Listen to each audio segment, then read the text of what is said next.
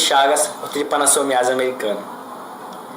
Foi descoberto por Carlos Chagas, em La Chance, Minas Gerais, em 1909, o qual foi biólogo, médico sanitarista, cientista, bacteriologista e pesquisador brasileiro. Essa doença é considerada uma zoonose, ou seja, doença infecciosa capaz de ser naturalmente transmitida para o ser humano. É causada pelo flagelado Trypanosoma cruzi, o qual é um protozoário unicelular. O nome cruzi foi dado por Carlos Chagas em homenagem ao seu chefe, também cientista Oswaldo Cruz.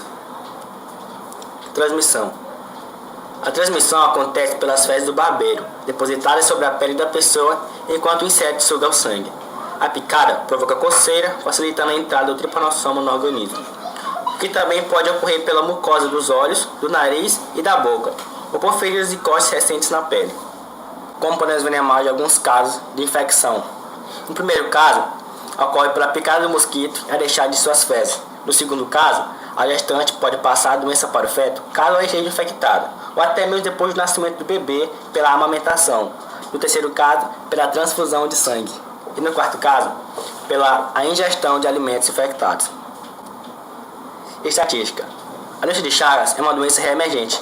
Estima que 5,7 milhões de pessoas estejam infectadas em 21 países da América Latina, o qual a doença é considerada uma endemia.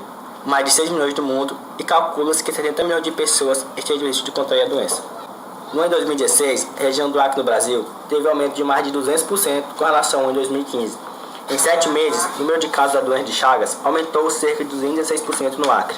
Os dados da Divisão de Vigilância em Saúde da Secretaria de Estado de Saúde do Acre, SESACO, mostrou que foram registrados 6 casos no ano passado contra 19, até agosto de 2016. Os casos mais recentes da doença ocorreram na zona rural do município de Feijó, interior do Acre. Em julho do mesmo ano, 13 pessoas de uma família foram internadas e a saúde suspeita que a contaminação tenha sido pelo açaí. Ciclo da doença. Os principais sintomas são cansaço, febre, aumento do fígado ou do baço e inchaço dos linfonodos. Depois de 2 a 4 meses, esses sintomas desaparecem. Somente 10 a 20 anos após a infecção que começam a aparecer os sintomas mais graves da doença. Os protozoários estão preferencialmente no músculo cardíaco e causam lesões que prejudicam o funcionamento do coração, o que leva à insuficiência cardíaca crônica. Podemos ver na imagem o ciclo da doença do Trypanosoma cruzi, desde a invasão das células até a transformação em tripomastigotas. Sintomas.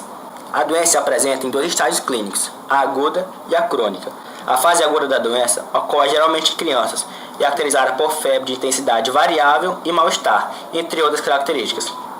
A fase crônica decorre com maior frequência de lesões cardíacas, com cardiomialgia e arritmias, entre outras características. Tratamento. O tratamento deve ser indicado por um médico, após a confirmação da doença. O remédio, mesinadazol, é fornecido pelo Ministério da Saúde gratuitamente, mediante a solicitação da Secretaria Estadual de Saúde, e deve ser utilizado em pessoas que têm a doença aguda assim que ela for indicada. Para os portadores da doença crônica, a indicação desse medicamento é para aqueles pacientes que não apresentam sintomas e com os exames sem alteração, ou em formas clínicas iniciais, devem ser avaliadas caso a caso. Em caso de intolerância ou que não respondam ao tratamento de besinadazol, especialmente com casos agudos e de reativação da doença de Chagas em imunossuprimidos, o Ministério da Saúde disponibiliza o Unifortimox como alternativa de tratamento.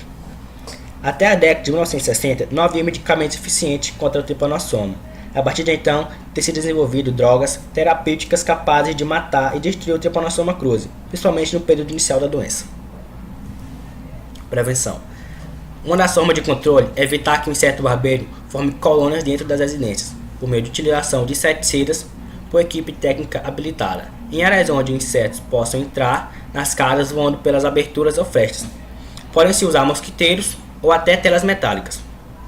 Recomenda-se usar medidas de proteção individual, como repelentes, roupas de manga longas, etc. E durante a realização de atividades noturnas como caça, pesca ou pernoite em áreas de mata.